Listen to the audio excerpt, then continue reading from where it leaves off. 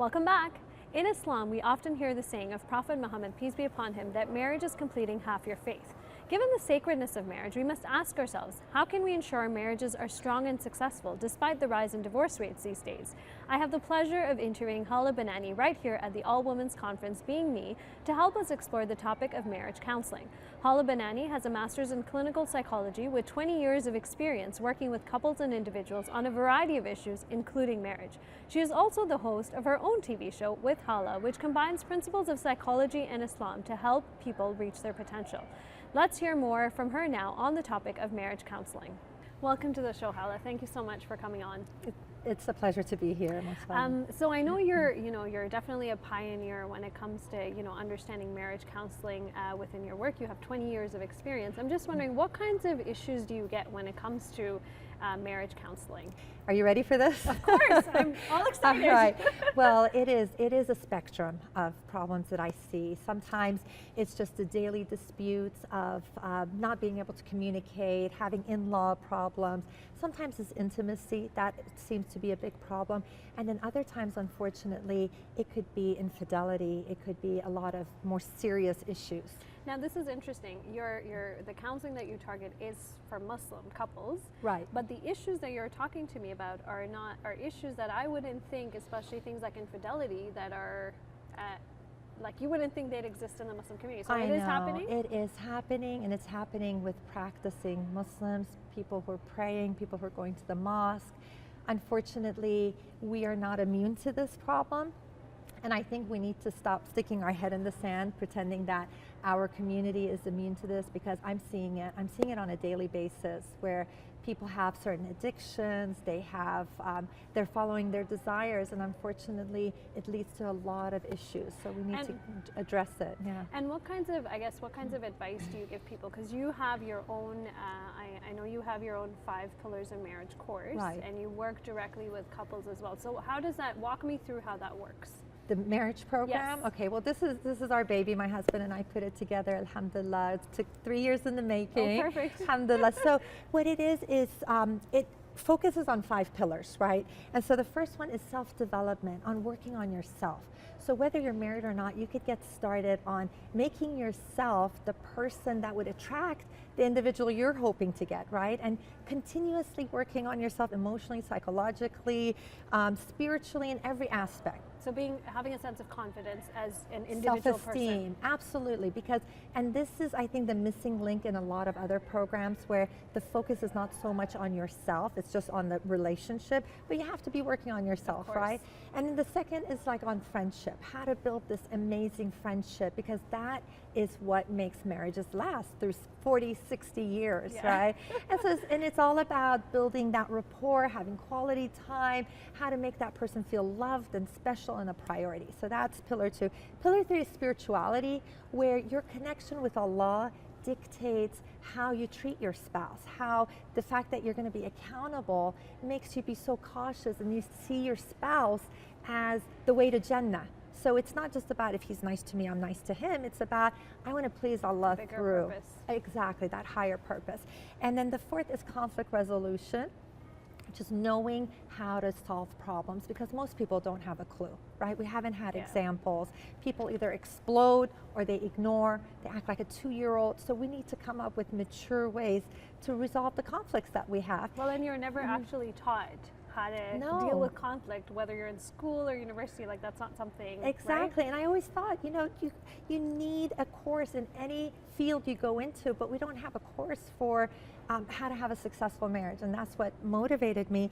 And the 5th pillar is on sexuality, because this is something, it's a taboo subject, and a lot of people have not learned about it from an Islamic perspective. They may get their information from other sources, but this is in an Islamic framework, and it's in the order for a reason, that you have to have each thing in order to have that great relationship. And at what point, I know you said, you've done marriage counseling for quite some time, and obviously the course sounds very comprehensive. At what point in your career did you decide, okay, I'm going to focus on marriage counseling? From the very beginning. From the very beginning. Yeah, from the very beginning. I think one of the first client I had was a serious marriage problem that was going on. So from the very beginning, I've been treating couples, and it's been a passion of mine, and doing premarital therapy as well. I do like Skype therapy sessions with international clients, and it's interesting because regardless of where they're from, the problems are the same. Yeah. They really are. And do you ever get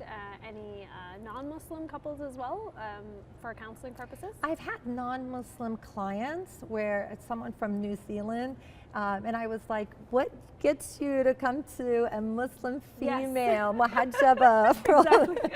And he had heard a lecture, and he said it penetrated into my heart. And subhanAllah. But as far as couples, I've worked mainly with Muslims, but inshallah in the future we can expand that. Well, it just sounds like the issues are so, relevant to Muslims and non-Muslims, so it seems like only a natural. Right. Well, it was interesting because I did a series for Muslim Matters. It was like short little advice on marriage, and someone wrote in, it's like, I'm not a Muslim. I don't even agree with the principles, but this information I feel like really affected me, and I feel that it could be pertinent to anyone. So, alhamdulillah. Amazing. If there's one advice that you would give to our viewers who are watching, two pieces of advice. Okay. One who maybe is a newly married couple who's, trying to figure each other out and surviving with each other, and then maybe one piece of advice to people, and I know personally a lot of couples who are going through very challenging situations, and how do they want to keep it together? What's your... The first advice is learning all about these skills, right? Learn the skills, learn how to prevent problems before you get into the marriage. I think that's why it's so important.